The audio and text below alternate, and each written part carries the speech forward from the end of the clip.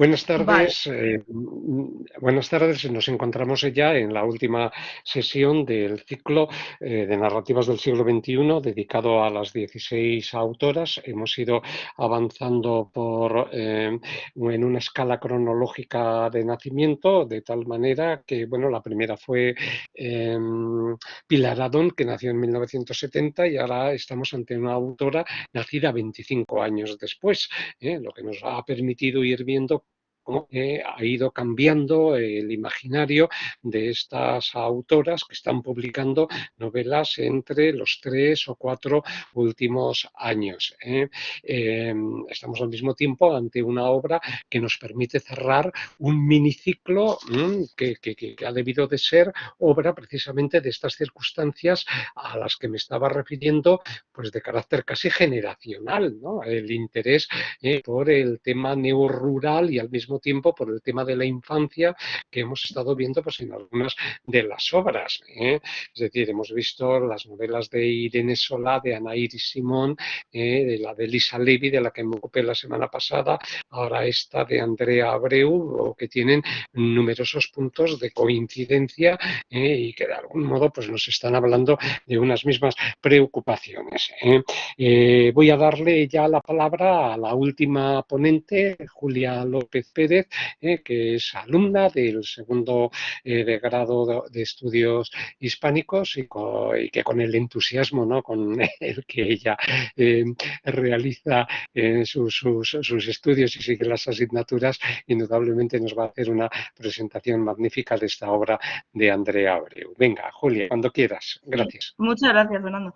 Pues nada, vengo aquí para presentar Panza de Burro de Andrea Abreu, publicada en 2020, así que es tan reciente como la propia autora. Y bueno, vamos a la siguiente.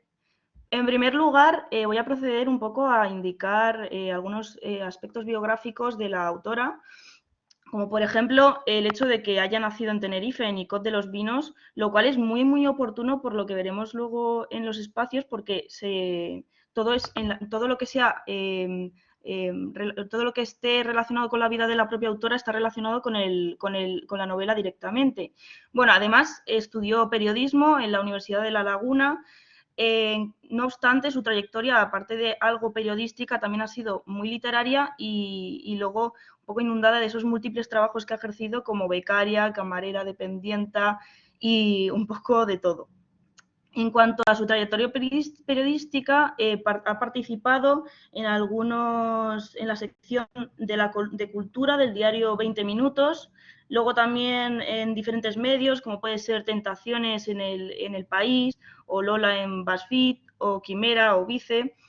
Y luego sí que ha tenido la oportunidad de asistir con la participación en algunas antologías como Macaronesia o Piel Fina.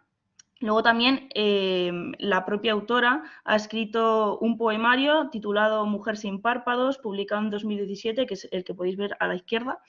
Luego también un fanzine que se titula Primavera que sangra, en el mismo año, en 2017. Y por último, la novela que hoy nos acontece, que es Panza de Burro, hace 2 años, en 2020.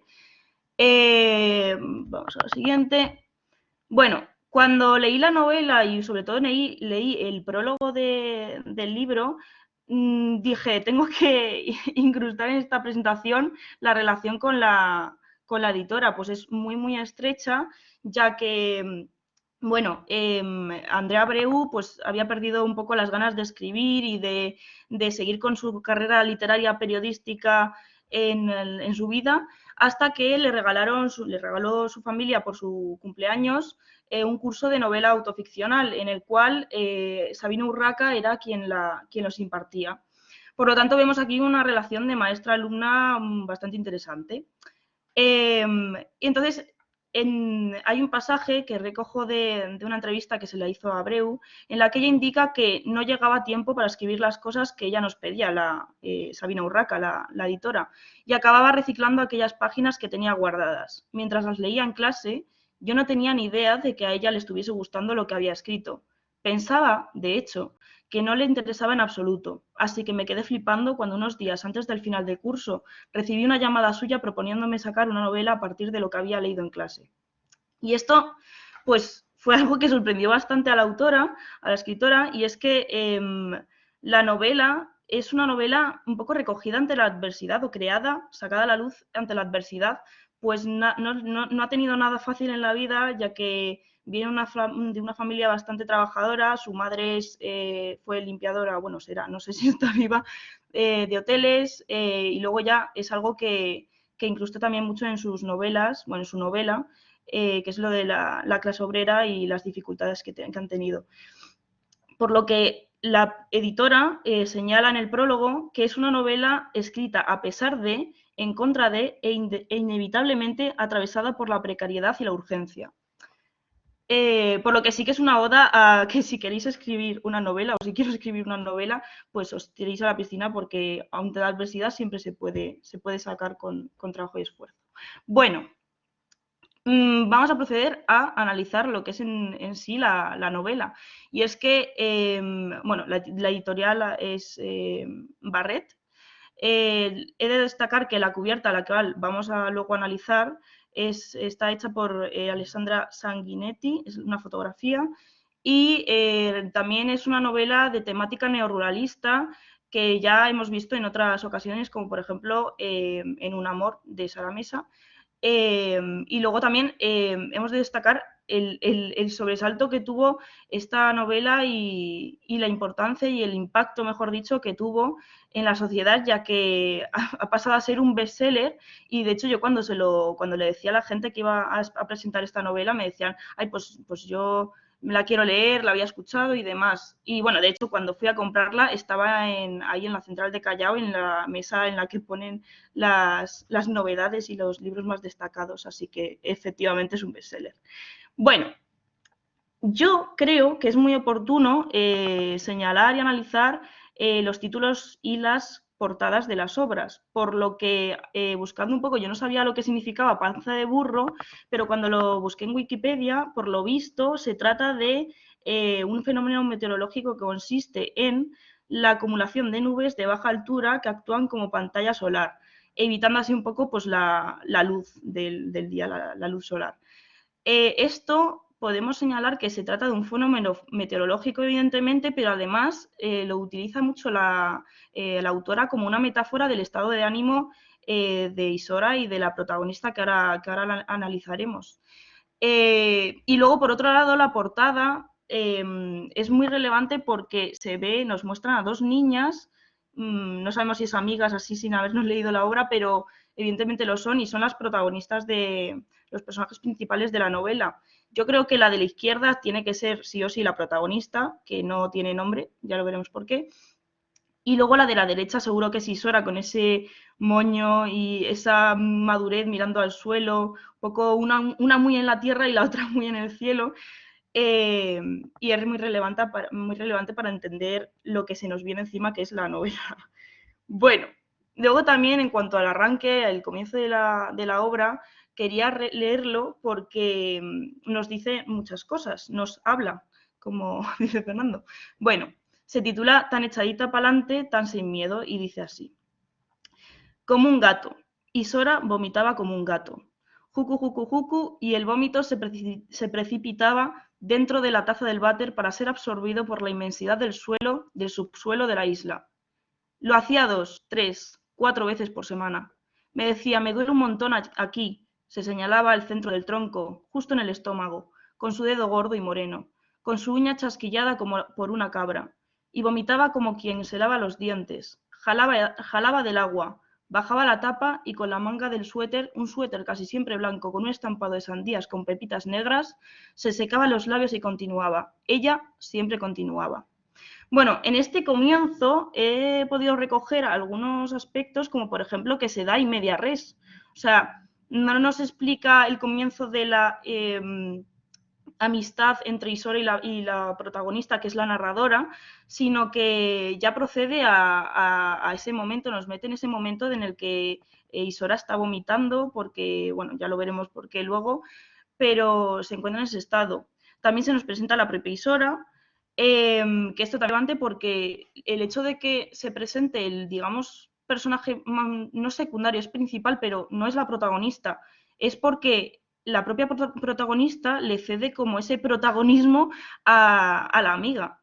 Luego también, bueno, vemos que se induce un trastorno de conducta alimentaria, que en este caso sería bulimia porque está todo el rato vomitando, que luego ya se va a desarrollar a lo largo de la novela.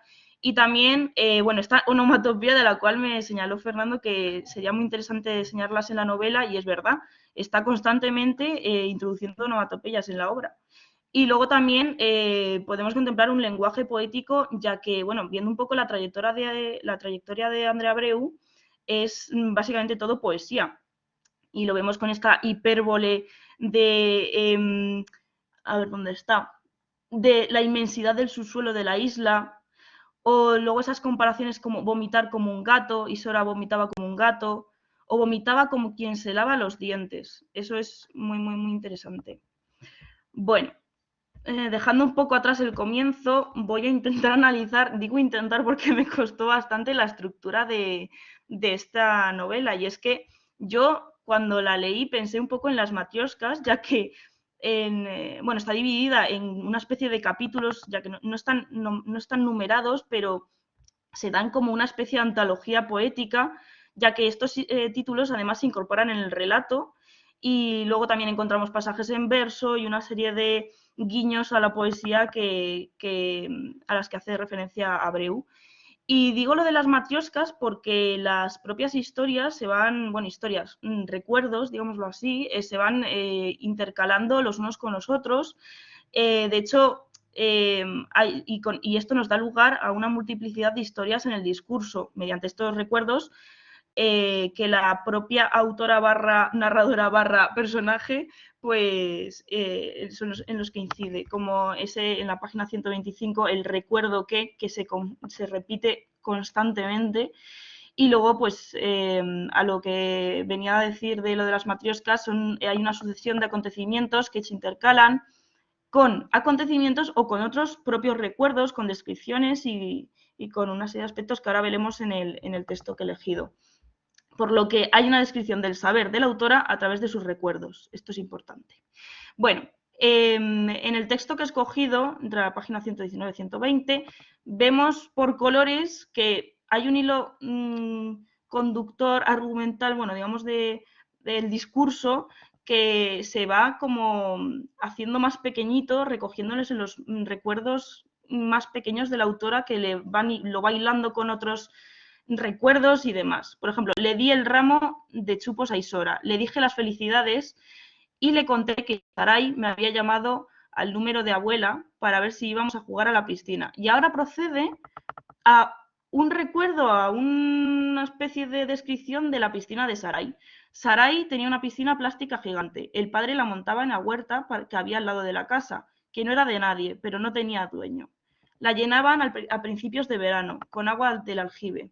Y aunque de cuando en cuando le echaba un poquito cloro, que le traía Gracián, y ahora nos presenta Gracián, el de las cejas gruesas como gusanos de mariposa, que trabajaba en los hoteles del sur limpiando las piscinas.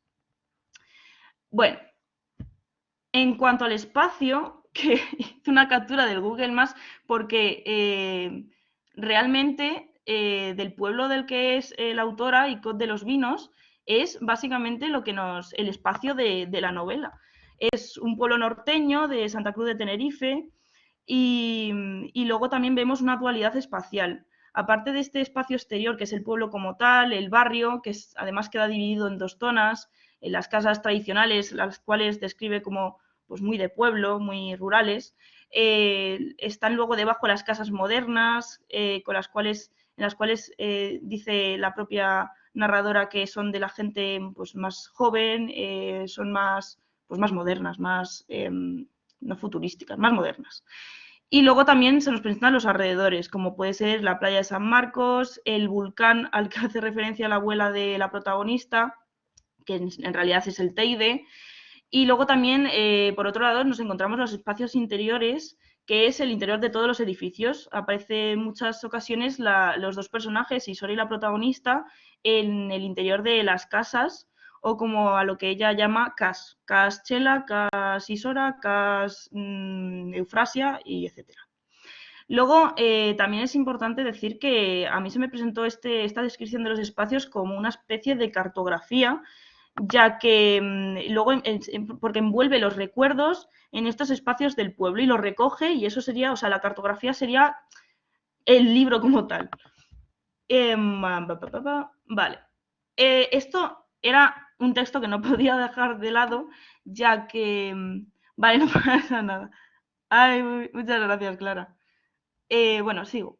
Que esta descripción de los espacios va un poco de arriba abajo, o por lo menos en este texto, que creo que aparece al principio de la novela, ya que dice, por debajo de nuestra casa, o sea, empieza desde la casa de la protagonista, describiendo todo el pueblo, hasta llegar, como ella dice, a la casa de Carmen, que era el límite del mundo. Y luego lo va diciendo, lo va narrando mediante unos conectores de y más abajo, y más abajo, y más abajo, que se repiten reiteradamente. Y esto a mí me recordó a lo que es la forma del volcán, que va desde la cima hasta lo más abajo.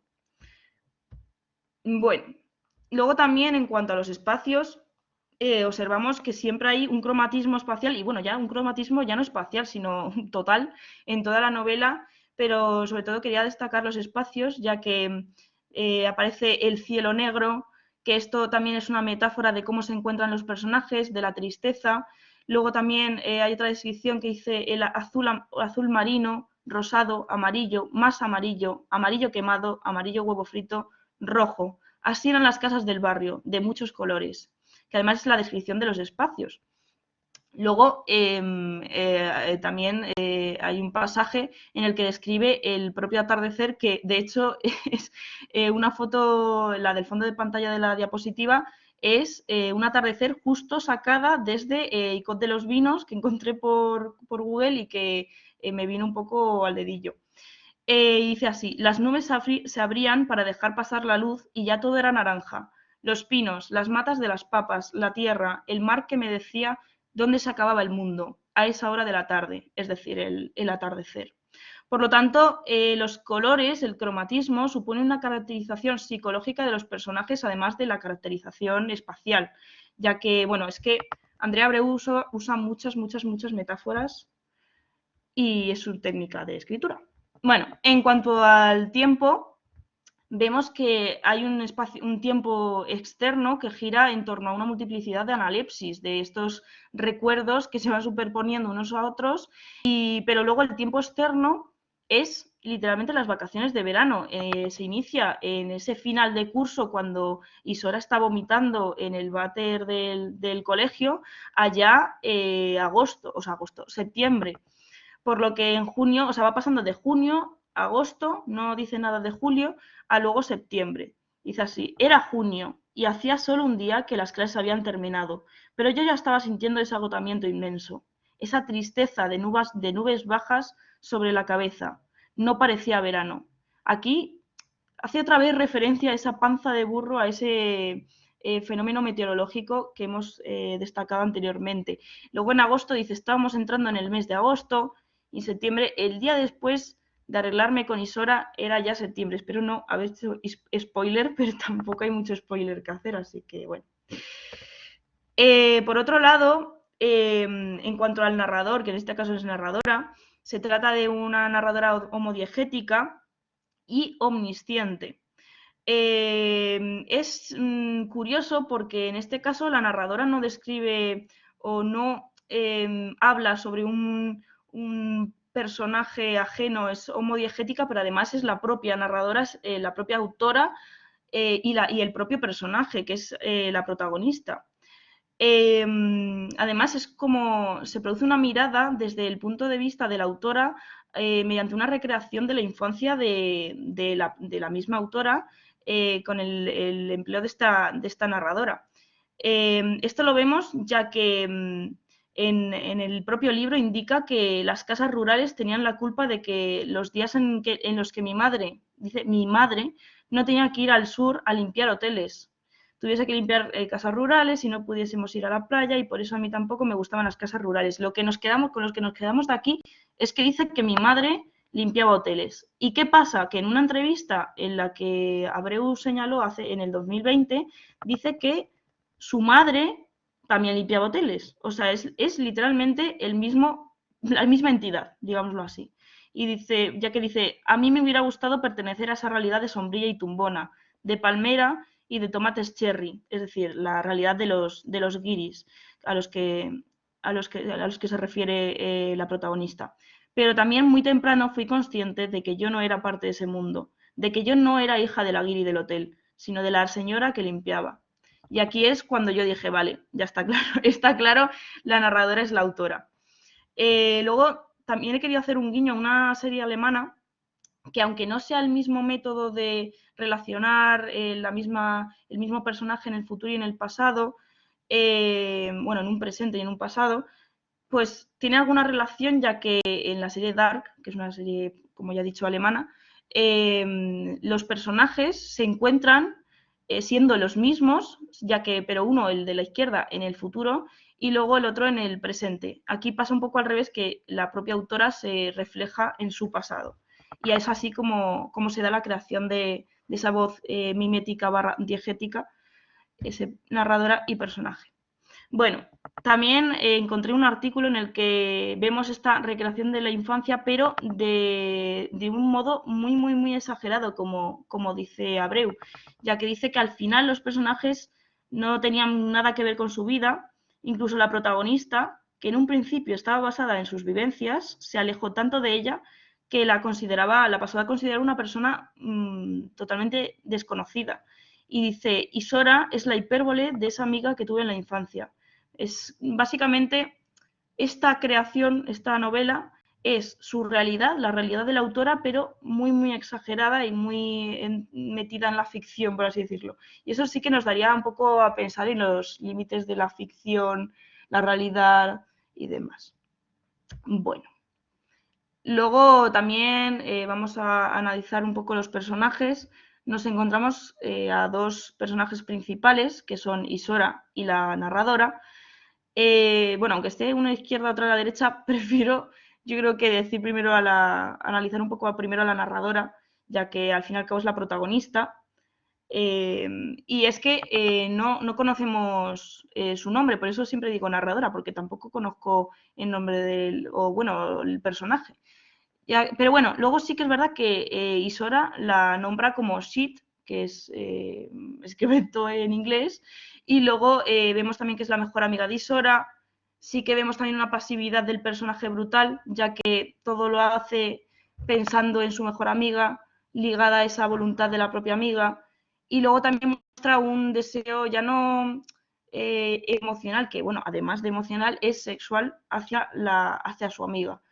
Y también es que se muestra una idolatría bastante severa por parte del personaje y que sí que vemos que al final es recíproco entre la amiga y ella. Y yo creo que había un pasaje que describe mucho cómo es Isora o qué significa Isora para la protagonista. Y es que dice, yo quería comerme a Isora. Ojo aquí que Isora va con minúscula y yo creo que es una técnica de la autora para cosificar a Isora, y, pero que lo hace aposta porque en el resto de la novela Isora va con mayúscula por ser un nombre propio. Bueno, yo quería comerme a Isora y cagarla para que fuera mía, guardar la mierda en una caja para que fuera mía, pintar las paredes de mi cuarto con la mierda para verla en todas partes y convertirme en ella. Yo quería ser Isora dentro de Isora. Y aquí repite Isora, Isora, Isora. Por otro lado, la famosa Isora es una niña, como dice la narradora, echadita para adelante, el cual es un título de uno de los pasajes del libro. Es una niña, pues, muy excéntrica, muy extrovertida y muy, muy poco infantil en comparación con la narradora, con la protagonista. Es además, tiene un desarrollo, aparte de mental, físico, pues mayor que la protagonista, ya que ella tiene, como dice la narradora, pelos en el pepe, tetas redondas, y luego además, en cuanto a ese desarrollo mental, dice como si tuviera 50 años y no 10. Es una niña de 10 años que aparenta mucho más. Luego, además, vemos que en cuanto a su salud mental es un poco inestable, ya que tiene muchas idas y venidas. Es un personaje que destaca mucho por la tristeza que ella dice tener, incluso como que suscita el suicidio, muestra esos deseos. Y yo creo que se debe un poco por los problemas familiares que tiene en casa. Y es que su abuela es muy, muy, muy dictatorial. Además, su madre ya no solo es que falleciese, sino que se quitó la vida. Así que yo creo que esos sí que son indicios de esa problemática psicológica que posee. Bueno, en cuanto a los personajes un poco más secundarios, podemos analizar a Chuchi, que es la tía de Isora, también es la segunda hija de Chela, la primera es la madre fallecida, y esta es un personaje bastante curioso porque es la típica tía que se queda a vivir con la madre, no se despega de ella, es religiosa, pero no tanto como Chela. Chela es muy, muy, muy religiosa. Y luego es la tía soltera, pero luego al final vemos que la pillan, creo que eran los tres, la protagonista Isora y Juanito, la pillan besándose con Damián, que es el monaguillo de la iglesia. Luego Chela es un personaje que, aunque caiga un pelín mal, pues es muy interesante y muy importante, ya que es la abuela de Isora, la cual la llama Bitch.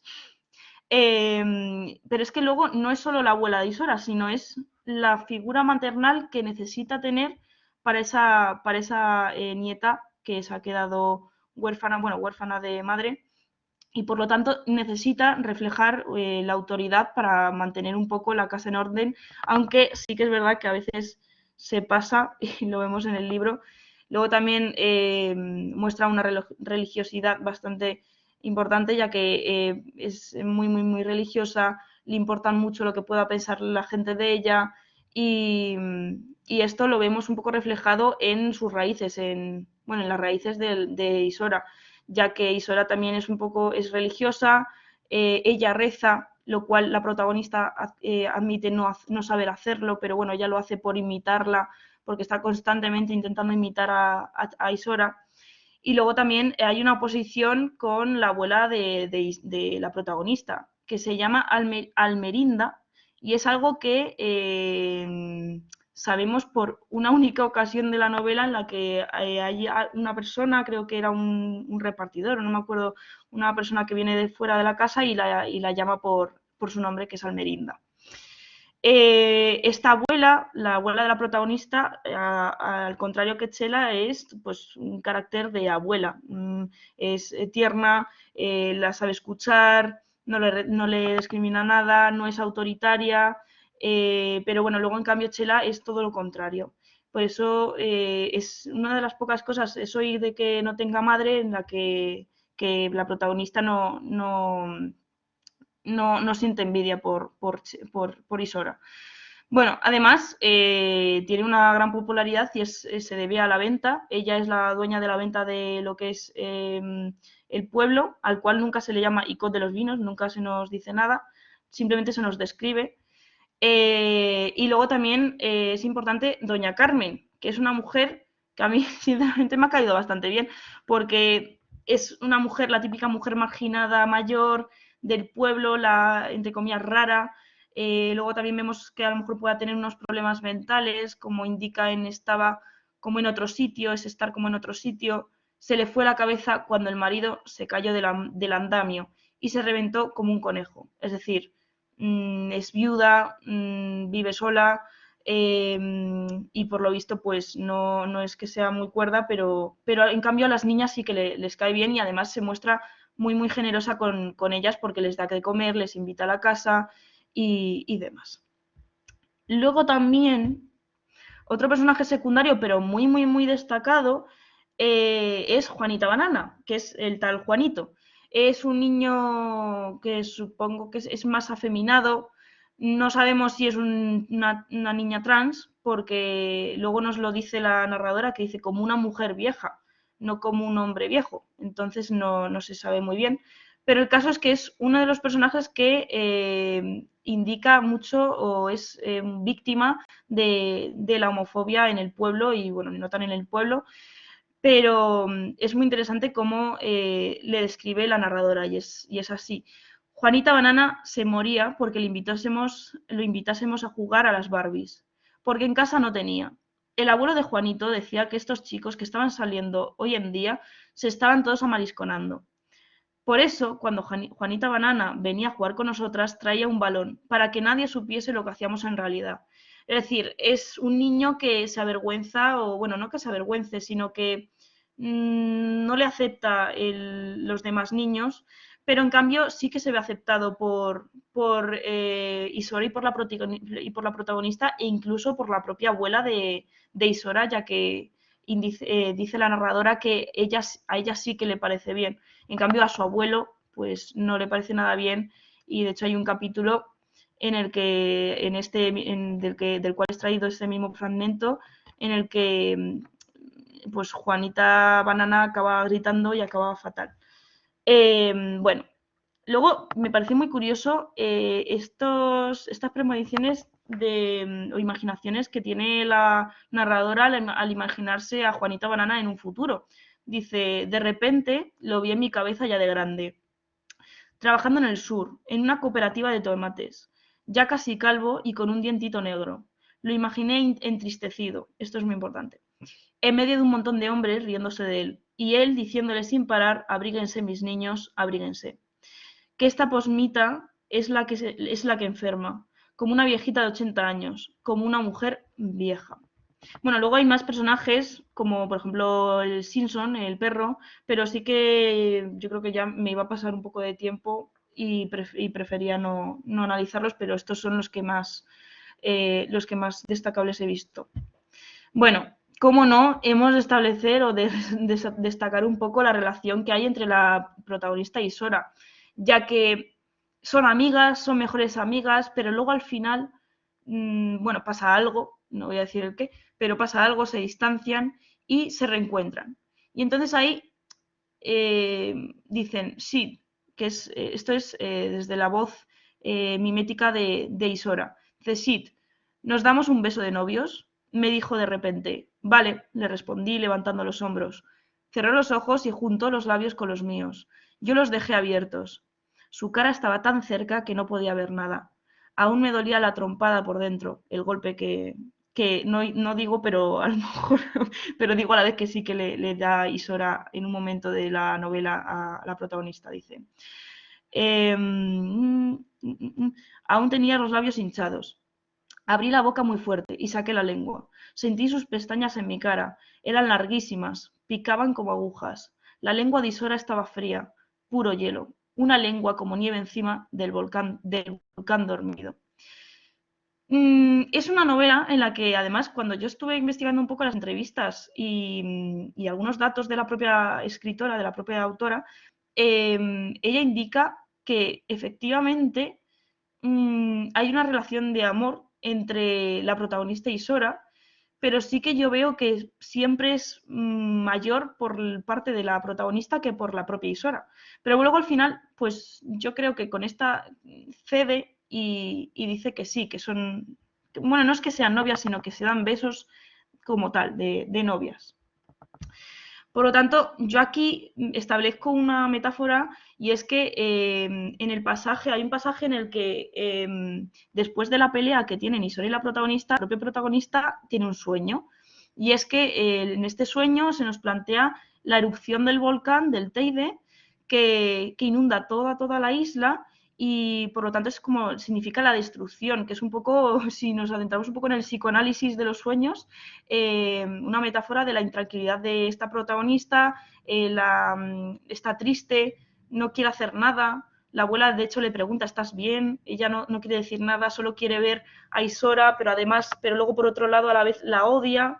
Y entonces es este reflejo de los cambios muy hormonales o, bueno, en general emocionales de la protagonista cuando está mal con Isora. Pero luego, en cambio, vemos este volcán inactivo que retomo un poco la diapositiva anterior porque termina con esa lengua como nieve encima del volcán dormido.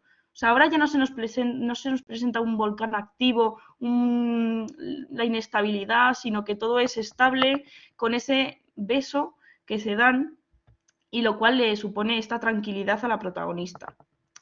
Bueno, en cuanto a la lengua, en cuanto al canario, al principio, cuando estaba haciendo estas diapositivas, iba a poner el canario como variedad, pero por estas entrevistas que voy a leer, no se refleja el canario como una variedad, sino como un reflejo de esa variedad, pero muy mínimo, ya que es el canario justo de Andrea Abreu o de la gente que rodease a Andrea Abreu en ese momento de su vida y en ese crecimiento. Y es que indica la propia autora que lo que no tenía pensado era representar la norma del español estándar, es decir, el castellano septentrional, sino que lo que quería hacer era no respetar las normas del canario, entre comillas, culto, recogido por el Diccionario Canario de la Lengua. Es decir, recoge el habla de los pueblos, del pueblo, pero no de todos los pueblos, sino del pueblo de Icod de los Vinos. Como lo que dice la protagonista, la editora en el prólogo, y es que Panza de Burro no es una historia que refleje el habla canaria, porque es solo el habla de un lugar concreto, de un barrio concreto, de 2 niñas concretas, de 100 viejas concretas. En el proceso de edición he sentido una identificación con su habla, ciertos momentos de comunión absoluta, pero también la extrañeza excitada de quien mira un animal desconocido. De nuevo la bestia salvaje siendo adoptada, pues la infancia de Andrea, o quizás debería decir la infancia de Isora y la protagonista, transcurrió a 1 hora y media en guagua de la mía. No es lo mismo La Laguna que Los Altos de Icod, ya que bueno, la editora procede de La Laguna, pero y establece esa diferencia entre unos pueblos y otros, pues como aquí no hablamos igual la gente más cercana a Madrid que una persona de Guadalajara o de Alcalá o de lo que sea. Bueno, por último, he recogido una especie de lluvia de ideas, de conceptos en los que he sintetizado estas nociones de la obra, y es que es una obra que nos habla de la amistad, del desapego familiar, con esa relación entre Isora y su abuela, entre Chela. También del despertar sexual que estamos todo el rato sufriendo, bueno, sufriendo no, nos presenta la autora a lo largo de los capítulos. Luego también lo de los trastornos de conducta alimenticia o alimentaria, como por ejemplo la bulimia, y yo creo que es un poco la forma de criticar los cánones de belleza femeninos establecidos por los parámetros de la sociedad, que es la intención verdadera de la autora. Lo vemos ya en ese primer capítulo, en ese primer arranque, en el que Isora está vomitando. Pero es que además luego vemos que solo la abuela le da solo sopa de cebolla, no le deja comer, la llama todo el rato, bueno, no es que la llame gorda, pero es todo el rato, tiene todo el rato connotaciones de que la abuela no acepta el cuerpo de Isora. Luego también vemos mucha la homofobia con el caso de Juanita Banana. También es importante destacar lo de la niñez versus la juventud, que es un poco está un poco reflejado en la protagonista versus Isora, y con esas diferencias que nos plantean a lo largo de la novela. Y bueno, pues hasta aquí mi intervención, que no quería irme antes sin leer esto, ya que yo creo que es un poco despedirme por lo alto, porque me gusta mucho reflejar los textos en ilustraciones como las que he encontrado aquí, en esa calle que da lugar a la venta de Chela, que bueno, es una ilustración recogida o realizada por Paola Ascanio, y es que dice así, y es como que yo cuando leí este texto y vi la ilustración dije, es perfecto. Así que nada, la voy a leer. Subí la cuesta y ya por la mitad del camino me puse triste y miré al cielo, y ya sí se había hecho de noche de verdad, y ya las ranitas del estanque en el que ya nadie nadaba empezaban a cantar y parecía como una canción antigua, una canción que venía de siglos atrás, de cuando Isora y yo todavía no éramos amigas, pero estábamos predestinadas a serlo. Porque si algo yo sabía, era que Isora y yo estábamos hechas como estaban hechas las cosas que nacen para vivir y morir juntas. Y me di la vuelta y le dije, shit, acompáñame, aunque sea hasta Cash los homosexuales. Acompáñame, chacho, que yo siempre te acompaño. Y vemos ahí a... Bueno, se ha cortado un poco Simpson, que era ese rabillo que se ve por debajo, que es el perro, pero las vemos, das la vuelta, la de la derecha es Isora con ese moño que tanto repite la narradora, y sí que la hubiera puesto más grande, pero bueno, ahí, ahí está. Y bueno, nada, que muchas gracias por asistir a esta conferencia y muchas gracias. Gracias a ti, Julia, porque has hecho una presentación completa en donde has tocado todos los puntos, todos los temas fundamentales de una obra que era bastante difícil de analizar, porque si algo podemos señalar de Panza de Burro es el modo en que se rompen todos los cánones que podemos tener establecidos sobre la narrativa tradicional, ¿no? Empezando efectivamente por los paratextos. Es una de las obras en las que yo me he encontrado la figura de esa editora tan implicada en la propia creación que se convierte casi en un personaje más de la obra, y no podemos prescindir de los comentarios que lleva a cabo, no solo para entender las dificultades a las que se ha enfrentado la autora, sino fundamentalmente el propio proceso, ¿no? de edición de la obra, cómo le iba llegando, las reacciones que iba sintiendo. Es decir, se crea, ¿no?, en esas primeras páginas toda una serie de expectativas de recepción que de algún modo pues te van condicionando la lectura, ¿no? Y además ella misma mete algunos detalles biográficos suyos que ya te ponen en alerta sobre el cariz autoficticio que la obra que vamos a leer a continuación pueda llegar a tener. Y quizá eso haya sido lo más sorprendente de la lectura. Efectivamente, estamos ante una obra en la que en principio uno diría, bueno, pero ¿qué me están contando? ¿Qué es lo que pasa con la historia de estas dos niñas? ¿Hay una trama narrativa que realmente tenga una cierta consistencia? No, no la tiene, excepto por el final de la misma. Ha hecho muy bien Julia en soslayarlo, en dejarlo, viene a ser como la que comentábamos la semana pasada de Elisa Lemy. Yo no sé de otras cosas, que pasa algo al final que cuando lo ves, claro, te cambia absolutamente toda la dimensión, ¿no?, de la obra, y hay muchas situaciones que empiezan a adquirir otro sentido. Aquí pasa igual, ¿no?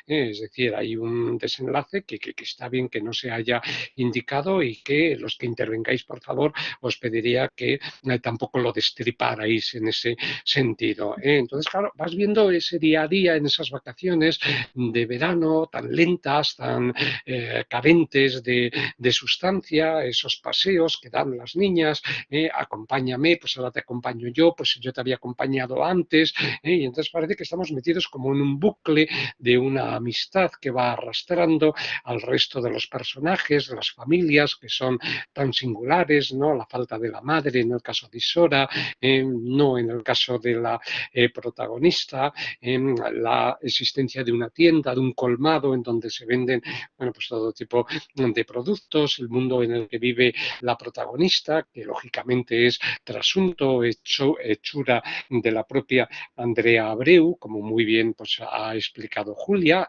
porque estamos ante una obra en que la protagonista carece de nombre, es decir, quizá esa especie de onomatopeya, efectivamente, por llamarlo de algún modo, ese shit, eso es una forma casi de llamar a los animales. Yo creo que algo tiene que ver en ese sentido por la relación de dominio que Isora ejerce sobre la niña, que es algo que se está también poniendo en evidencia, ese shit que le emplea para que acuda junto a ella, ¿no?, y para que la obedezca ciegamente como un perro, ¿no? Los perros tienen un papel también muy importante, no solamente Simpson, sino otros que están correteando por ahí, asalvajados o asilvestrados, como queramos llamarlo, y que les acompañan, les siguen a lo largo de esos paseos que van dando sin rumbo. Entonces estamos ante una novela en la que uno acabaría pensando qué es lo que verdaderamente se está contando. Claro, es una novela de formación de los dos personajes, que son muy distintos, ¿no? Lo ha explicado muy bien Julia, es decir, es esa entrada en una pubertad en la que Sora pues está ya más que avanzada, por supuesto, tanto por los signos físicos como por las ideas que tiene en la cabeza, ¿no? La primera vez que oye la palabra orgasmo la protagonista es porque lo dice la niña, ¿no? Y lo dice la amiga Isora y ella no sabe absolutamente qué es lo que puede llegar a significar, ¿no? Entonces, es esa entrada en la pubertad, una niña tiene 10 años, la otra tiene que tener 9 u 8 o 9 años posiblemente, por lo que luego puede llegar a pasar, que tampoco hay que señalar muchos aspectos de esa mínima trama argumental, ¿no? Y esa relación de dependencia, de idolatría, que a lo mejor, bueno, pues se establece fundamentalmente, ¿no? Entre dos niñas, una que se siente atraída desde el vacío en el que transcurre su vida familiar, sus propias circunstancias, por otra que vive también en semejante vacío y que de algún modo absorbe, ¿no? La identidad de esa otra amiga, la protagonista, para llenar su propia vida, ¿no? Es decir, entre ellas se establece, como decíamos antes, como una suerte de bucle en donde, pues bueno, van avanzando, van de algún modo recorriendo una serie de etapas, de peripecias las dos juntas, y que se necesitan de una forma absoluta en ese sentido. Pero esto no es más que una excusa para contar la vida en ese pueblo y Cota de los Vinos, para reflejar el habla de esa zona concreta, de ese barrio concreto, de esas niñas concretas, como muy bien señala la editora en ese sentido, y sobre todo pues para dar cuenta, ¿no? de esa capacidad minuciosa que llega a tener la autora para reflejar con un tono poético, pero al mismo tiempo trágico, lírico y trágico serían quizá los dos tonos que está utilizando, esta singular relación de dependencia, de amistad y de amor que se establece entre las niñas. Ha elegido Julia un pasaje, el del beso que se dan, ¿no? Que yo creo que es magnífico para poder evidenciar, ¿no? Esa necesidad que llegan a tener las dos de estar juntas, y hay en el conjunto de la obra pues alguna serie de imágenes que serían pues puramente lorquianas. Si leo la última frase de la obra, no estoy revelando absolutamente nada sobre el desenlace, pero es que es una frase puramente lorquiana: el sol rajaba las piedras. Es decir, es la síntesis perfecta de lo que ocurre en este mundo habitado por Isora, por la propia autora, narradora, protagonista en esa etapa de su infancia, y vivido a través de un habla que está formada por onomatopeyas, por equivalencias fonéticas que de las palabras inglesas, de los productos que consumen, de los juegos que tienen, porque lo transcriben tal y como suena, y que le da una vivacidad enorme, ¿no? A ese mundo infantil que está perfectamente registrado. Bueno, tendría, en fin, muchísimas cosas que decir, pero quiero que las personas que han asistido a esta ponencia tan completa que Julia nos ha ofrecido, pues intervengan, porque yo creo que será importante también lo que ellos quieran añadir y que queda grabado, ¿no? Como sabéis, y a disposición pues de los estudiosos de Andrea Abreu, de Panza de Burro, que ya nos ha aclarado a qué se debe el título, vistas desde abajo, ¿no? Esas nubes en Tenerife son llamadas de esa manera. Así que bueno, os doy ya la palabra para atender a vuestros comentarios. Veamos quién quiere abrir este. Enrique, venga, abre el melón tinerfeño a ver qué te ha parecido. Hola, buenas. Buenas tardes, Enrique. Pues me animo yo. Bueno, lo primero, cómo no felicitar a Julia, que ha hecho una ponencia completa. La verdad que no se me ocurren cosas que se haya podido dejar en el tintero, más que, por supuesto, comentar el final de la trama. Yo, bueno, sí que ha hecho ella referencia a una entrevista en la que la autora decía que su madre era limpiadora. Yo es que a Andrea Abreu la conocí por la primera y única columna que creo que ha escrito en El País, que habla un poco de eso, que os la voy a pasar porque creo que merece la pena leerla. Tiene un lenguaje bastante poético y bueno, es una de esas columnas de las que te acuerdas durante mucho tiempo. A mí me gustó bastante y bueno, ahí os la paso.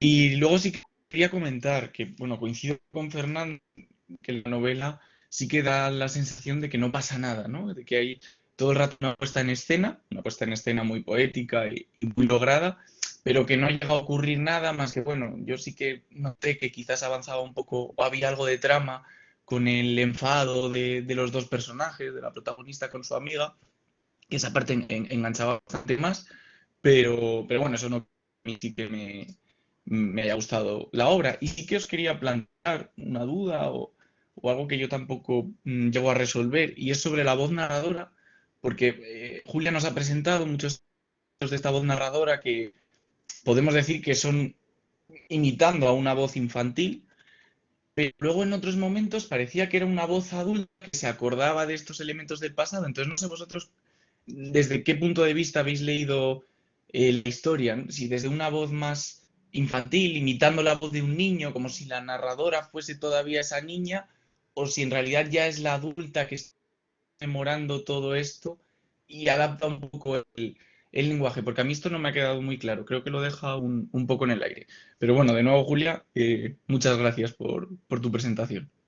A ti. ¿Respondo yo, Fernando, o respondes tú? Mm, creo que no está. ¿Se me escucha a mí? Sí, ¿no? Perdón, sí, Julia, por Ah, favor. vale. Nada, nada.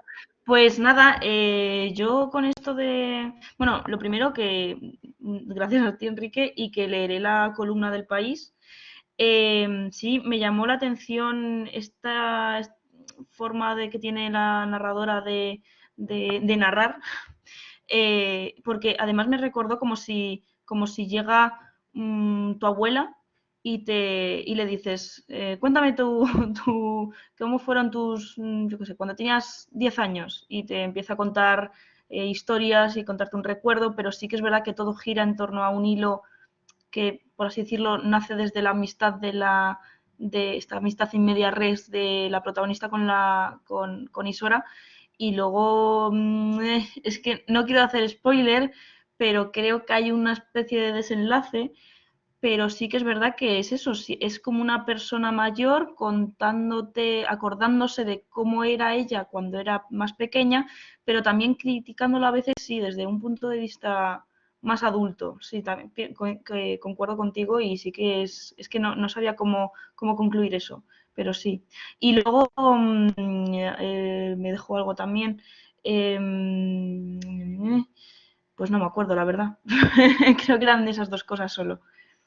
Sí, en efecto, es difícil dirimir en qué punto de focalización se está encontrando esa voz narradora. Yo creo que se entremezclan en ocasiones las dos, aunque la que predomina, indudablemente, tanto por las expresiones, ¿no?, como por las referencias, es decir, la voz mimética de la niña, la narradora, corresponde a ese periodo de los 9 años en que mantiene esa relación de amistad tan estrecha con Isora. Pero es cierto que hay algunos juicios que uno dice, estos se están haciendo desde una perspectiva bastante alejada de los acontecimientos, ¿no? Y como se están utilizando las formas verbales en ocasiones en pasado simple, claro, uno se da cuenta de esa lejanía con respecto a esa serie de acontecimientos, pero yo creo que lo ha buscado de una manera especial la autora o no ha querido distinguirlo y ha querido que se entrelazaran justamente voz diegética, voz mimética, para dar, bueno, pues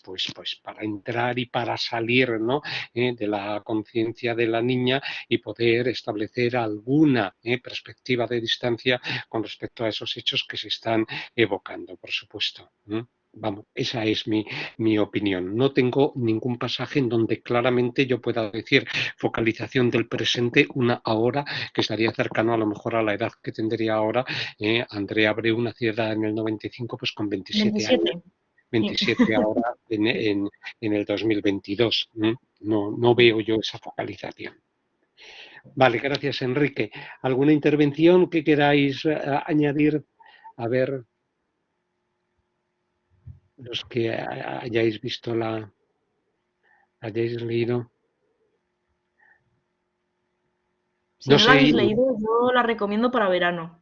Más muy, muy, decía y espero que no me retire la palabra, si mi buen amigo Manuel ha leído la novela, todos sus comentarios me parecen siempre magníficos, y me gustaría oír su opinión sobre la obra, si no es un atraco a mano armada, Manuel.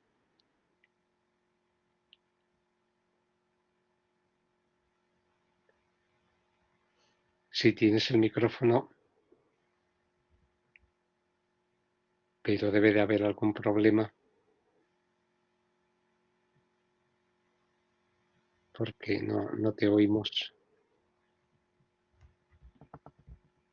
A ver ahora. parece que lo tiene conectado. Sí, sale el símbolo del micrófono, pero ha sido... Bueno, a lo mejor mientras Manuel intenta conectarse, pues si alguien más quiere añadir algo.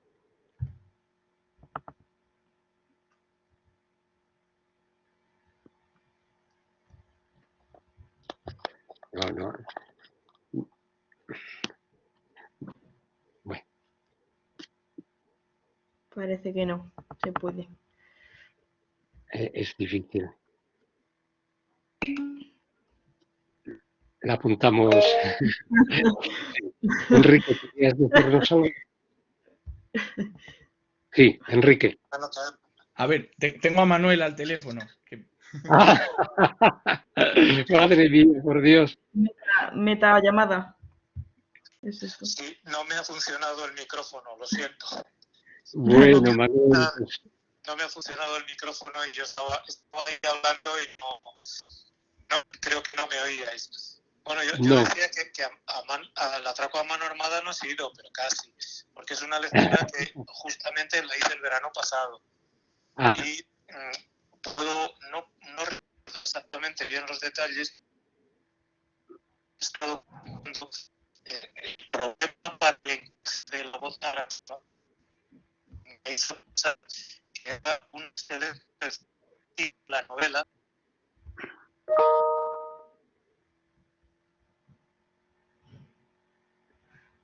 Se nos ha ido Enrique y se nos ha ido la voz de Manuel María. Podemos reubicar. No sé si resistiría un análisis realista. Sin embargo, me pareció magnífico el trabajo que hace con el lenguaje y, ¿por qué no?, me pareció magnífica la edición y muy curiosa la intervención de la editora. Yo siempre pensé que con un lenguaje soberbio tenía un problema de encaje de narrador. Quería mostrar que era capaz de imitar el lenguaje infantil de la autora, pero encajar eso con una visión posterior lo veía complicado, lo veía difícil. No les sabía dar ninguna explicación, casi pensé que podía ser un fallo de concepción de la voz narrativa desde el punto de vista de interpretación realista. Si intentamos analizarlo como al Lazarillo de Tormes o como a Pascual Duarte o como cualquiera de estas novelas.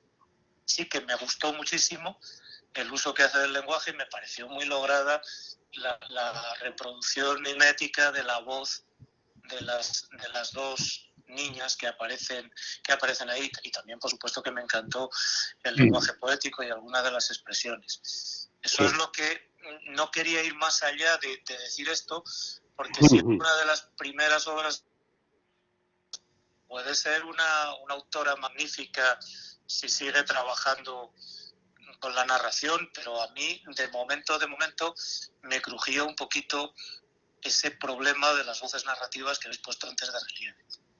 Bien, Gracias, Manuel, por tus juicios siempre tan Nada, gracias a atinados, vosotros. por supuesto.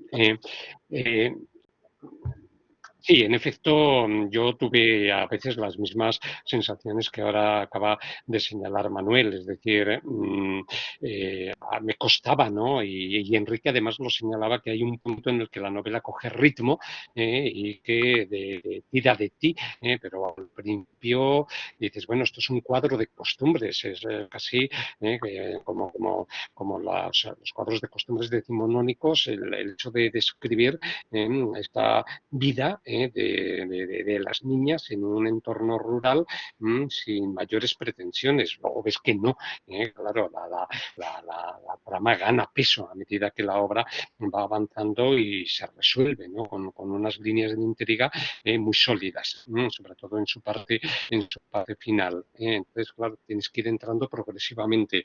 Lo de la voz narrativa, yo también me lo he planteado y ya lo he dicho antes, ¿no?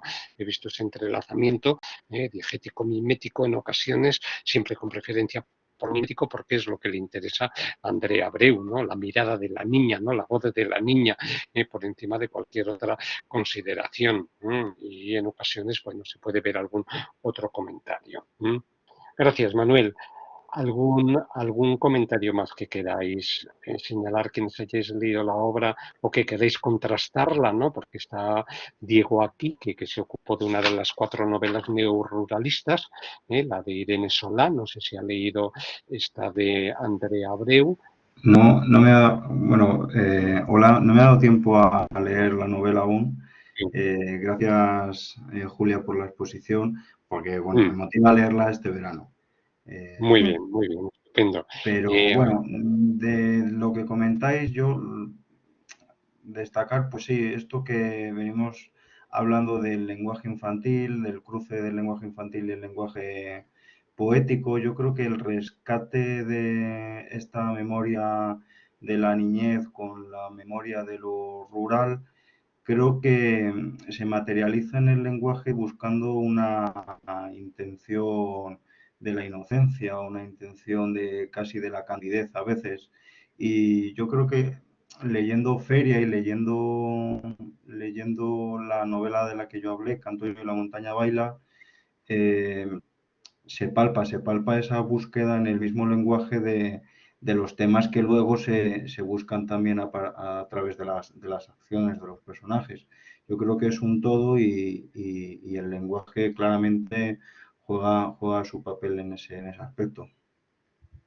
Por supuesto. Hombre, más que candidez, no, ya cuando leas la novela verás que tiene muchos más parecidos con la novela de Elisa Victoria que estuvimos comentando en su momento. Tiene más que ver esta niña Isora con Marina, por ese despertar a una pubertad pues verdaderamente volcánica, como ha señalado Julia, que a lo mejor, bueno, pues el mundo de Feria de Ana Iris Simón, ¿no? que correspondía, ya decíamos que era casi pues un álbum de la familia, ¿no? de la autora, con ella en el centro, ¿no? Son distintas perspectivas dentro de ese sentido. Javier, buenas tardes. ¿Qué quieres señalarnos? Hola, buenas tardes. No sé si Diego quería decir algo más porque le he dado a la mano y no me acordaba que suene. No, Sí. habla tú, Javier. Habla tú. Vale, perfecto. Es rápido solamente. Bueno, muchas gracias, Julia. Soy un mal ejemplo porque no he podido leer la novela, pero en estos casos de narradoras poetas, no sé si Julia ha tenido posibilidad de acercarse a su poesía y ver alguna concomitancia. Lo he pensado enseguida con la que presenté, María Sánchez, ¿no? Que sí que había una relación muy importante entre Cuaderno de Campo y Tierra de Mujeres, pero no sé si en este caso también sucederá o habrá podido. Sí, bueno, gracias a ti, Javier.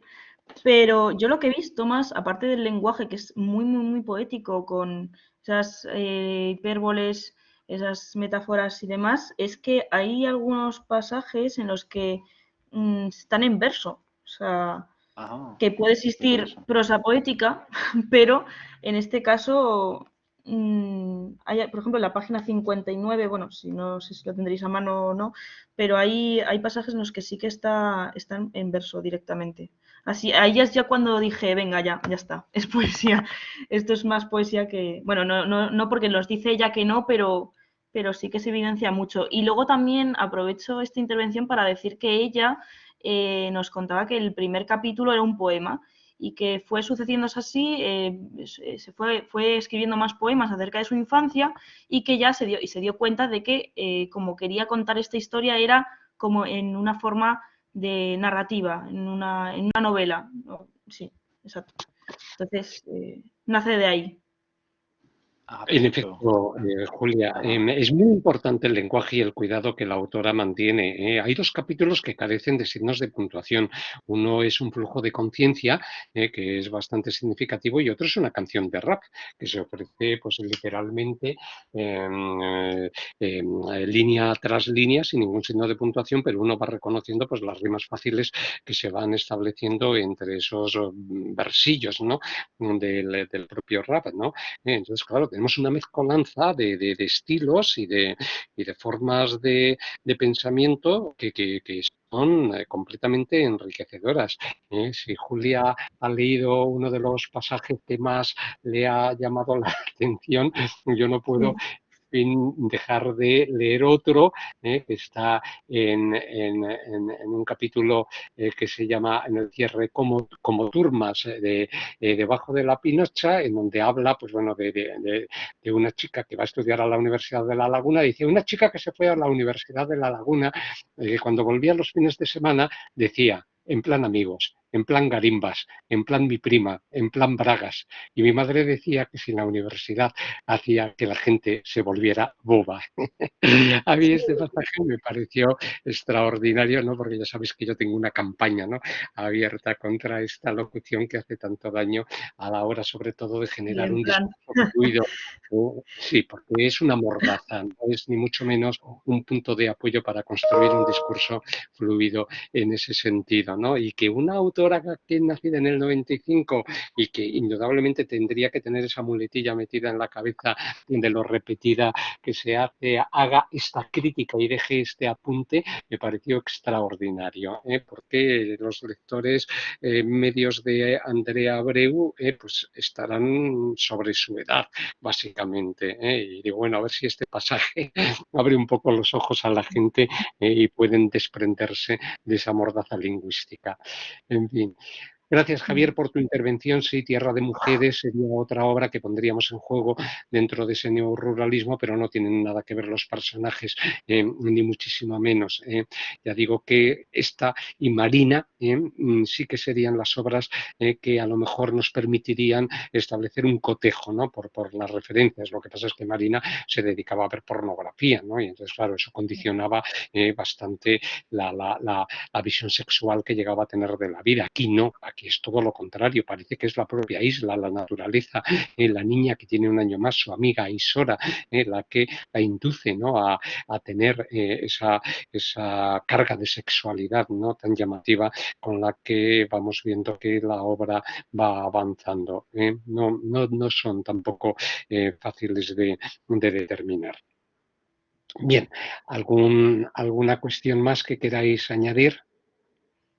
Como ha dicho Julia, yo sí os animo. Es una obra que al principio cuesta un poco para ir cogiendo las referencias, pero es muy entretenida, sobre todo para ir traduciendo toda esa trama de palabras, esa trama eufónica, esas líneas, que a veces son hasta versales, pero se acaban poniendo en pie personajes que son muy interesantes, muy complejos y que te permiten, bueno, pues meterte en la conciencia de estas dos niñas y del mundo como ellas lo ven, que yo creo que eso era lo que la autora quería construir también en razón de su propia infancia en este pasaje tinerfeño que como trasfondo queda perfectamente reflejado, tanto el mundo del volcán como de las playas, o como de estas cuestas que están continuamente subiendo y bajando, las casas que se construyen una encima de otras como si fueran estratos geológicos de distintas culturas o de distintas épocas, son también elementos magníficos. Bien, pues si no tenéis ninguna intervención más, os agradezco pues eso, que hayáis estado en esta jornada última, que era también límite para para muchos, por la presencia ya de los exámenes. Pongo punto final a este ciclo y os escribiré en breve para mandaros pues algunas referencias sobre el propio ciclo, ella con algunas ideas nuevas. Voy a cerrar ya la grabación porque esta es